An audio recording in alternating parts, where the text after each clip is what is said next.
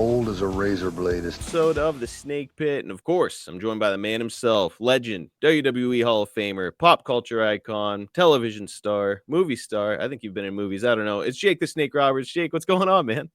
I've done everything, man. Everything's good, brother. I think I'm finally kicking out of the flu. Fuck yeah. Feeling pretty good. Feeling almost 100%. I'd be getting plenty of rest, fluids, all that kind of thing, right? Yeah, doing the right stuff. I'm glad for you, man. Man, it's the outpouring online has been remarkable over the past couple of weeks of your fans who really, really love you and support you. So it's been really fun to see everybody kind of react to you being on the mend. Yeah, I've gotten a lot of well wishes, man. I do appreciate them. What a blessing, man. And, this week we've got a really fun episode. Again, it's a part of your career that very, very rarely gets discussed. So I'm anxious to talk about it. We're talking about your continued first run in Mid-South Wrestling. We left off at around the end of 1980, and we're picking back up here today. Before we get into the notes, though, Jake, there were a couple of notable things that happened here in professional wrestling, in the world of professional wrestling. I wanted to touch on them with you real quick. The first one is recently we lost another member of the wrestling community, unfortunately. And it's a guy I'm really not sure if you spent any time around. It's Black Bart passed away recently. And I'm wondering if you had much experience or time around Bart. Yeah, I had some time with Bart. Yeah, he's a good fella. What can you tell us about him and, times that you were around him? Just a tough old redneck. Just a family man. Sweet man. Like to dip his snuff, drink his beer.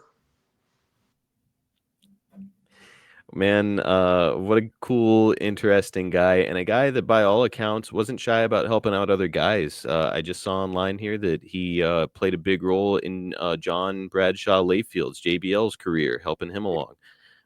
So yeah, it's a shame to have another loss here, right? Jake, the other this news just came out today, and it's a guy who was sort of on the fringe of professional wrestling, but certainly is a well-known guy. Bob Uecker passed away today. I know that he was involved. Yeah, I know that he was involved there with the WWF. Were you around Bob much? Yeah, he was funnier than shit, man. He was funnier than hell, man. He told me a joke. He says, Jake, I was so good at catching, I could do it with my eyes closed, and I could tell you what it was, whether it was a curve or a fastball. I said, that's fucking impossible, isn't it? He said, no. He goes, a curve sounds like this. Fastball sounds like this.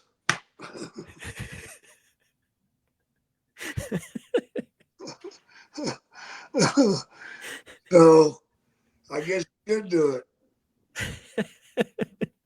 So that tiny difference was all it took for Bob Uecker to know. Yeah. How old was he? DiBiase asked me the same question. I just finished recording with him, and I couldn't find it. I think he was born in 1935, so he would have been probably, yeah, I guess right on the verge of, what is that, 78, 90. Wow. Yeah. So, shame to lose Bob Uecker, especially, he's like one of those guys. I think he had a real appreciation for professional wrestling and really enjoyed getting to spend time around you guys. Yeah, he did. He fit right in. He was ready for the locker room, man. Well, God bless Black Bart, Bob Uecker, and their families. Shame to see a loss, but it is what it is, brother. Today, as I mentioned, we're going to be talking about Mid-South Wrestling, heading back to 1981. Before we get there, though, we're going to talk about the end of 1980 when you became both the North American champion and the Louisiana champion. So Jake, we talked last time about you just becoming the Louisiana champion for the territory, and you're like, man, what a great moment for me in my career. It was something that really meant a lot to me. And then Bill Watts turns around and is like, hey, let's put another belt on this kid. Double champion in the territory days, not really heard of that much, right? No, man, not back in those days. It wasn't done. It wasn't done, and for him to do it with me shocked the piss out of me. Yeah. Because We didn't have a great relationship. Let's put it lightly. Mm-hmm. But yeah, him sure did, man. Put them both on me.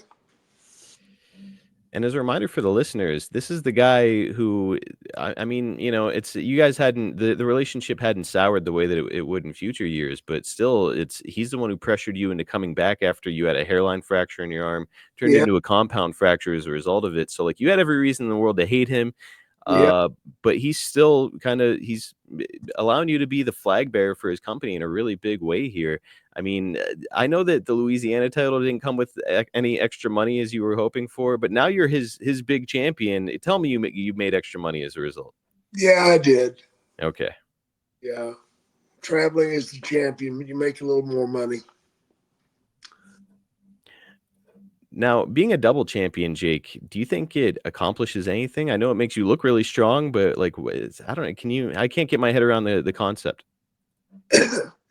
It doesn't really do a whole lot for you except make your bag heavier, and but it puts you in the main event a lot.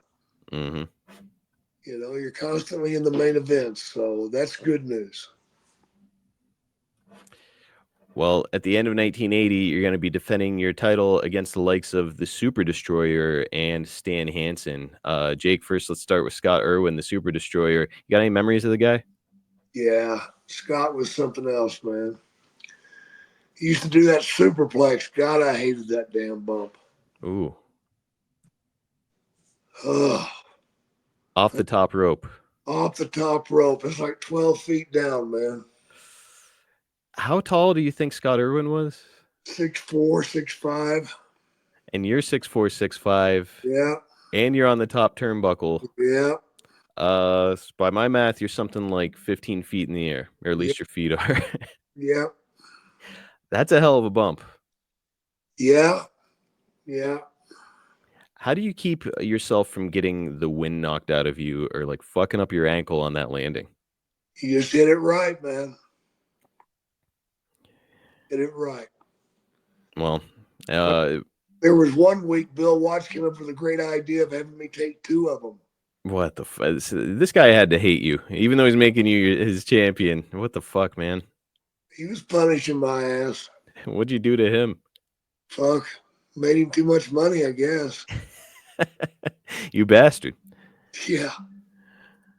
Well, just for future reference, if any of the wrestlers I work with are listening to this, I'm going to pull out a Hogan line if you ask for one of those moves. It's going to be, that doesn't work for me, brother. I don't think I'm going to be doing that. You're going to get a clean victory over Stan Hansen in a title defense at the St. Bernard Cultural Center as your final match of 1980. Man, Buddy. you got to be fucking flying high, dude. It's the end of the year. Your final match is against Hansen. It's a clean victory. I mean, to say that this is a big deal is a big understatement. Any chance you remember this? Yeah, I do remember it really well. Mm, Number one, it wasn't supposed to be a victory. no. The referee screwed up. What was the finish supposed to? Was he supposed to go over? It's supposed to have been a DQ. Okay. But back then I used the knee lift, Mm-hmm. and I'd caught him with a short knee lift, covered him, and I went down on him. I went down on him. Oh, holy shit! Yeah, no What a wonder, finish, dude. no wonder he laid still. I covered him. One, two, he put his foot on the rope, but the referee didn't see him do it. Oh no. The referee counted three. Oh no. Oh my God. He erupted because there were like 10 Japanese photographers there. Oh shit. Yeah. Yeah. And because he was a big thing in Japan. Yes, he was. And Jake the Snake just beat him. So if those photographers are there, that means that could be killing his money in Japan. Oh, yeah.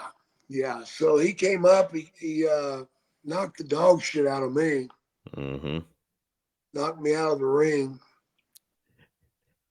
But he got up and he stomped the referee's head. Like a shoot stomp. Yeah, a shoot stomp. Oh no. Holy shit. A fan folded a chair up and said, "Here, Jake, go in and get that son of a bitch." I looked at the guy and went, "Fuck you," threw the chair back down. not not unless you're handing me a fucking chainsaw, dude. Oh, God. He was snorting. He was yelling. He was screaming, "You motherfuckers fucked me. How dare you fuck me?" Oh, did he think it Oh, was like a coup by Bill Watts? yeah. Yeah. Oh no. Oh, yeah. It was quite exciting. What's it like when he gets to the back and sees you, obviously thinking that you're in on this thing with Oh, he's Watts? still roaring, man. I grabbed my shit and ran. I didn't stick around. Fuck no. Yikes. Do you remember who the referee was by any chance? Yeah, Jack Howe. What was Jack's reaction to getting fucking stomped by Stan Hansen? Well, like you expected, he thought he was right. He didn't see the leg go up and put it on the rope. Mm-hmm. You're supposed to smarten the referee up before something like that too, because they for a shoot, they're not He always paying knew. attention to that. He knew. Oh, he knew that that was coming? Yes. Yikes. He still fucked it up. Now, Jake, it's all these years later. Do you think that there's any possibility that Watts was actually trying to do a little coup on Hansen and told the ref to count it? No, fuck no. You don't think he'd cross him like that? No. Okay. You don't cross Stan Hansen. He's too big of a draw, right? You don't want to burn that bridge. Yeah, he's too big of a son of a bitch to fuck with. There's that too. Okay, guys, let's take a minute to talk about our great sponsor, Chubbies. I absolutely love these guys, and I know you will too. So, look, if you wound up spending Christmas opening up packages with socks and underwear, novelty mugs, stuff that you don't want, it's not too late to treat yourself to something you truly deserve to wear in 2025. Chubbies has got everything you need to turn your wardrobe and your life around. You know, I ended up getting one of their polo shirts, and I absolutely loved it right out of the gate. Comfortable, fit me really well, and I was getting a ton of compliments everywhere I went wearing this polo. A lot of my buddies also wear this stuff, whether it's on the golf course, at work, etc., etc. And I was asked by a bunch of them, "Where did you get this?" And I said, "Fellas, you got to check out Chubbies." And I myself went back to check them out because I was getting so many compliments. I was like, I need to go back to this website, grab a couple other polos so I have a little variance. Well, I get back on their website. I'm looking through their polos, and guess what I see? They have got NFL team polos. I was just scrolling through them. I couldn't believe it. I'm a huge Cowboys fan. I know they're not good, but I'm a huge Cowboys fan. I was scrolling through, and bam, there's a stylish Dallas Cowboys polo. I didn't hesitate. I picked it up, and guys, I think that you should go and check it out for yourselves because they've got some absolutely incredible selections, even if you're not an NFL fan. They do more than just that, though. How about their everywhere pants, for example? They are designed for every occasion, whether you're heading to the office or just chilling, watching football on Sunday. And if you made a New Year's resolution to hit the gym more often, Chubby's got ultimate training shorts. They've got side split seams and an extended liner. Every detail is crafted for effortless movement, whether you're squatting on leg day or hobbling to your car after squatting on leg day. Either way, your goodies will stay safe and secure. They've also got great swim trunk collections. That was another thing that I ended up picking up.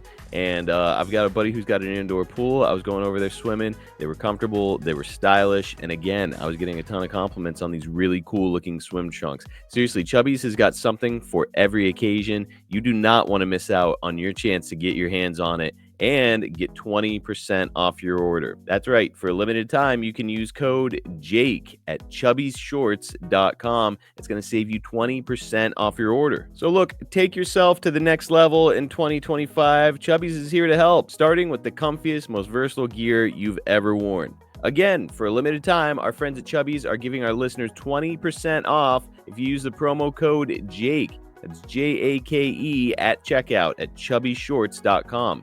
20% off your order with the promo code Jake. Guys, it's a great way to support our show and a great way to make a fashion statement in 2025. No matter where the new year takes you, Chubby's has got the gear to keep you comfortable and looking your best. Man, all right, that hell of a story behind the end of it. That's your fun. It was the 29th, December 29th, 1980. So, what a way to end the year, brother. Yeah, it was too. Well, you opened 1981 in this same venue, this St. Bernard Cultural Center, and you're going to be wrestling your old pal Len Denton. You'll score a DQ victory over him. And Jake, it's been 40 plus years, but is there anything that sticks out for you about this venue in Chalamet, Louisiana? Yeah, man, it was sweet. It was like a small theater type venue, you know. Oh, cool. Had a balcony, and I mean, the fans upstairs were literally looking down at the ring. That's amazing. So it was pretty wild looking, you know. It'd be a fun place to perform and a fun place to watch wrestling. Yeah, it was, man. It would get rocking in there, man. Fans would get that place just jumping. And they served hard liquor, so there you go. Whew, man. Okay, that definitely creates a scene. Yep. Up next, he wrestled a series of matches against the Big Cat, Ernie Ladd. And Ernie, of course, is one of Bill's most trusted advisors and confidants. He worked with wrestlers and in the office at the time. And Ladd is not the first to do this. You, of course, yourself are going to work in the office and in the ring at the same time. So, Jake, how difficult is it to straddle that line between being one of the boys and being a member of the office? Yeah, it's not too bad, man, if you just keep your head in the right place. Yeah. Yeah. You got to watch what you say to guys, you know, because each time you say something, they're taking it to heart. And you can't joke around or anything like that because they think you're making fun of them or fucking with them. Mm. So you got to be careful how you handle yourself and handle your conversations. Those things can get out of hand pretty quick. It's gotta put you in an awkward position because I know in my short time in wrestling, one of the things that all of the boys do is they go to whoever's booking it and they say, "What's next for me?" Yeah. And when you answer that question, you put yourself in a weird position because it's like, who knows how things are gonna change in a week, 2 weeks, and you're saying, "Here's what I'm doing with you," and then they get their hopes up, right? Absolutely. A good way to make enemies. Yep. Would you say that Ernie Ladd seems like he's universally loved by most people? Would you say that he was making enemies in that role? Oh yeah. Hard not to, right? Yeah. Him and JYD didn't see eye to eye. Really? Yeah. See, I would have figured those two would have been like kind of on the same page with everything. No. No, sir. Wow. So, what do you think it was? Did Ladd not see the potential in Dog? I don't know what it was, man, but boy, Dog and him just didn't get along. Yikes! I mean, especially because of what we know is to come for Dog. It's like, man, that's a guy that you probably want to see favorably because God knows the big boss is going to be seeing him favorably here soon. Yeah. Yeah.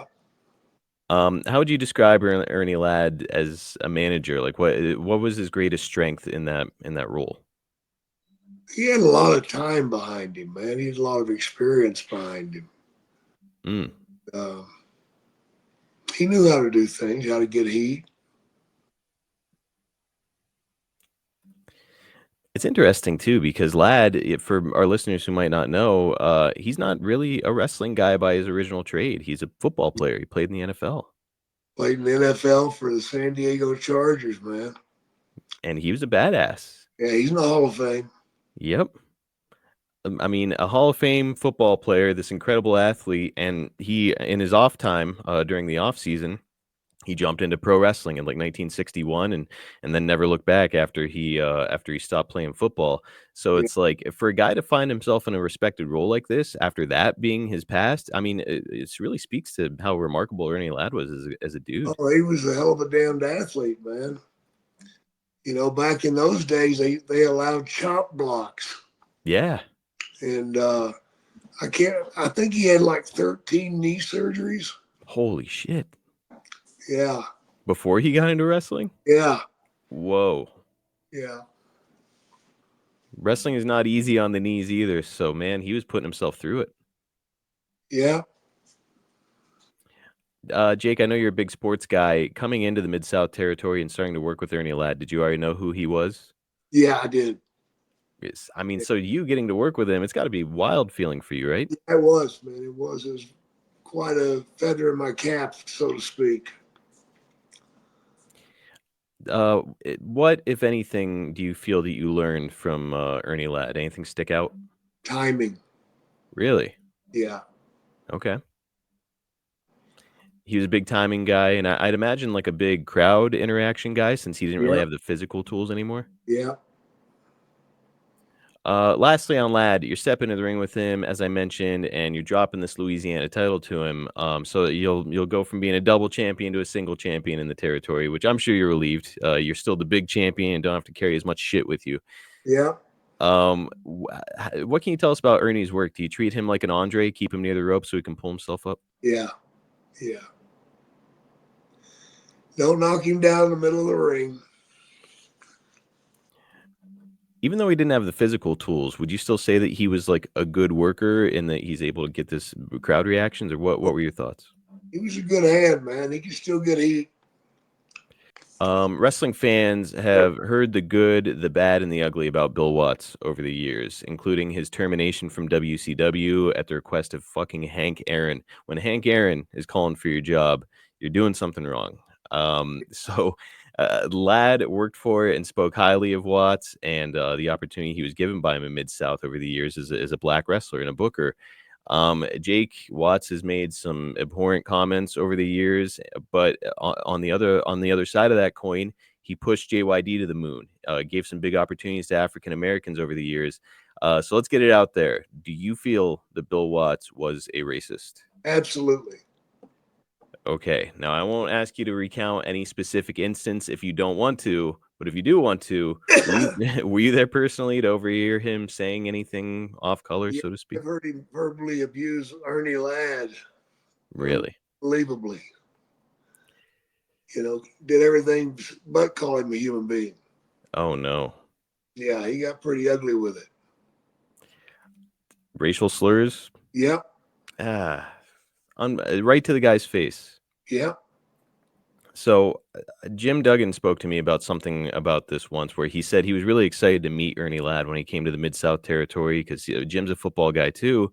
He said when he met him, he was like, "Oh, cool, it's Ernie Ladd. This is awesome." And then he saw Bill Watts apparently verbally dress down Ladd, and so it's one of those moments where I think Jim was like, "Okay, here comes Ernie Ladd," and Ernie just didn't say anything back. It's a weird position for Ladd because he's making money in the business and he's in a high profile role, but Bill's treating him like shit. Jake, did you ever talk to Ladd about how he was being treated? God, no, man. Why not? Why not? I'm not going to sit there and tell that big son of a bitch this guy's talking shit to you and you're not doing anything. I'm not going to dress him down too. Yeah, it would just embarrass him more, right? Oh my God. Man, disappointing because look, say what you want about Bill Watts, and look, I've heard all the worst about him from everybody, but like he's a good wrestling mind, and he put out a lot of really good content there in Mid-South. It's disappointing to hear that he was not such a great human being. Yeah. Yeah, it is a shame, man. He could have done a lot of things differently. Honestly, it's like WCW probably could have really benefited from a guy like that, but he couldn't control himself, it seems. Oh. Okay, guys, let's take a quick time out to talk about our fantastic sponsor, Blue Chew. It is the new year, and it's time for you to have better sex with Blue Chew. And they're putting their money where their mouth is, pal. They're offering you a month for free. The whole process is totally simple. You owe it to yourself to give this a try. You just sign up at BlueChew.com, consult with one of their licensed medical providers, and once you're approved, you'll receive your prescription within days. Blue Chew's tablets are made in the USA and prepared and shipped direct to your door. You can take them anytime, day or night, so you can plan ahead or be ready when the opportunity arises. The best part? It's all done online. That means no more visits to the doctor's office, no more awkward, uncomfortable conversations, and no more waiting in line at the pharmacy. Now, look, people ask me all the time, and it's always the same question: does Blue Chew really work? Well, let me tell you, pal, it's time for you to find out for yourself. People are going to be calling you Eagle Scout with the way that you're going to be pitching tents by the time Blue Chew is done with you.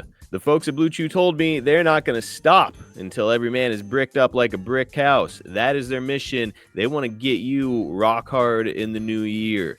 I said you owe it to yourself. Not only do you owe it to yourself, you also owe it to your partner. You could be missing out on the best sex of your entire life without even knowing about it. Come on, you gotta give this a try. They say there is nothing sexier than confidence, and Blue Chew can help give you confidence where it counts. We can all relate to wanting to feel more confident, right? Especially in the bedroom, and Blue Chew's here for you. It's time, guys. Make life easier by getting harder and discover your options at BlueChew.com. We've got a special deal for our listeners. Try your first month of Blue Chew free. Visit BlueChew.com for more details and important safety information. And we thank Blue Chew for sponsoring the podcast. No. Well, Jake, these singles matches are going to lead to a tag team match in Shreveport. You're going to team up with your old pal and former enemy there in Canada, the Junkyard Dog, and you're going to take on Leroy Brown and the Super Destroyer in a 2 out of 3 falls match. Jake, before we get to the match, let's talk about Sylvester for a minute. We spoke about him and your history in Stampede, of course, but now he's getting ready to enter a complete different plane of existence in wrestling, where it's like he's going from being a known wrestler to literally in the newspaper in New Orleans, he's about to be named the most popular athlete in the state of Louisiana, which is unbelievable. So, Jake, can you remind the audience of how JYD was introduced to Bill Watts in the Mid-South Territory? Well, I brought him in. Mm-hmm. I'd wrestled with JYD. JYD had actually came through Louisiana a couple of years before. He only lasted like 2 weeks. Why is that? Because he was fucking horrible. He was green as shit. And that's when he went to Canada, man. And Canada's where he learned how to work. Gotcha. Okay. He was given the opportunity to be a main eventer and work. Because it's different being on the main event and being on the first match. Mm. Things are totally different. The way you do things is totally different. Your timing's different. Everything is different. But he learned how in Canada. So when I left and came down to Mid-South, I called JYD up and said, man, you got to come down here, man. There's a spot waiting for you. And the rest is history, man. I mean, one phone call made by Jake the Snake Roberts changed Sylvester's life, changed Bill Watts' life. Man, just an unbelievable. This is like a pivotal moment in wrestling history. Yeah. Crazy, man. Now you'll watch Dog ascend here, of course, in the coming years, and see what a big star he's going to grow into. In the meantime, you yourself, you'll leave the territories we've discussed. You'll go to Mid Atlantic and Florida, and you're building yourself up. But in the meantime, your old pal is like he's on top of the fucking world and making huge money. So. Yeah. Jake, I bring that up because I know that wrestling is a very me business where it's every man for himself. You might make friends, but ultimately, even your friends are your competition in professional wrestling. So, what was your feeling when you saw this guy that you brought into the territory? You were completely responsible for him, and he's making this crazy money. He's one of the biggest stars in wrestling at the time, and it's like you're pissed off and not having a good time over there in Mid Atlantic. I was pissed off in Mid-Atlantic, man, but that didn't stop me from being happy for JY. Good for you, dude. Because we were tight, man. So you had enough respect for him that it's like, yes, you're frustrated, but you love Sylvester, and it's like, well, yeah. Happy for the guy. I've never begrudged a guy making money. Good for you, man. Again, in my short time in wrestling, you can really kind of see how guys are always angling to outdo each other and stuff. So that's kind of a rare breed to say like, hey, happy for that guy. Yep. All right, let's wrap up this week's episode with this 2 out of 3 falls match here. You and JYD win the match, 2 falls to 1. We know that JYD was never really a polished worker, and Ted has said before that what you do with Dog is put him in the center of the ring and just kind of bump and work around him. Yep. But here, Jake, you're teamed up with him. What's the strategy going into that scenario? I do the work. He does the comebacks. So the hot tag. Yep. A pretty simple formula, and keeps him out of the ring, and you get to, be featured for most of the Yeah. match. Everybody wins. As for 2 out of 3 falls matches, they are kind of traditionally formulaic and almost always go to the third fall. So whenever anybody says we're gonna have a 2 out of 3 falls match, you know that it's gonna go to the third fall. Uh, Oh yeah. Jake, what do you make of the stipulation in these matches, and do you think it's a good thing to do nowadays? I don't think it would benefit today. Um, Guys today, they do so damn much, anyway, that they just water it down. Mm. And you don't need that. But a 2 out of 3 fall match can be a great thing, man. It can be exciting. And it can have a lot of thought process in there. You go out and win that first fall. Maybe the heel goes out and wins that first fall. Then he keeps you down, takes you into that second fall, but he slips on a banana peel and you take the second fall. Then he jumps you before the time's ready because he's pissed off and starts beating the shit out of you. And then you wind up making your big comeback and taking it home 1, 2, 3. So it's pretty simple. Man, it's so right there, that scenario that you just painted, it makes it interesting. Like, as I was reading these notes, I was like, yeah, 2 out of 3 falls, it's overdone and shit. But like that scenario is like, I don't think I've ever seen one that went that way. That's good shit, Oh, Jake. yeah. Easy. Easy peasy. Jake, just for anybody who's listening, I know that a lot of wrestlers and promoters listen to this podcast. Do you do seminars? I can. Folks, I would go out of your way to reach out to Jake at jakethesnapes.com and see if you can get Jake booked to do a seminar, because like just a little nugget like that, he can take something that's old and worn and turn it into something new and exciting again. Again, it's if somebody told me I was on a card with a 2 out of 3 falls match before this conversation, I'd be like, come on. But now you've got me kind of thinking about it more. It's cool, Oh, yeah. man. Have a lot of fun in them, man. Go out of your way to do that, and go out of your way to join us next week here on the Snake Pit. Jake, always a pleasure to get to sit down and pick your brain here, my friend. Appreciate it very much, man.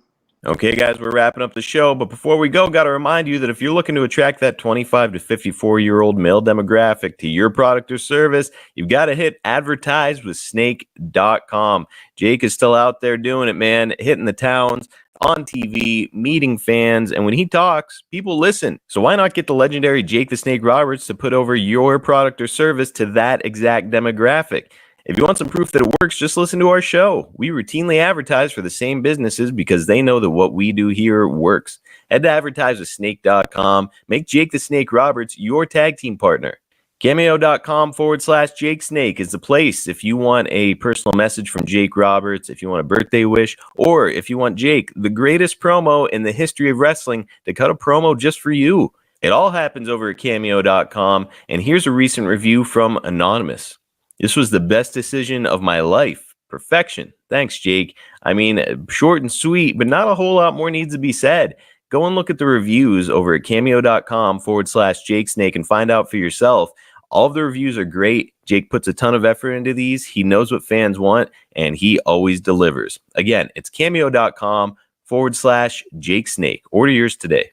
Check Jake and I out on YouTube. It's youtube.com/@SnakePitPod. We've got some short, bite-sized clips from the show and highlights. We've got some exclusive podcasts over there. We've got that exclusive episode with Baby Doll, which gave more context on Jake's time in WCCW.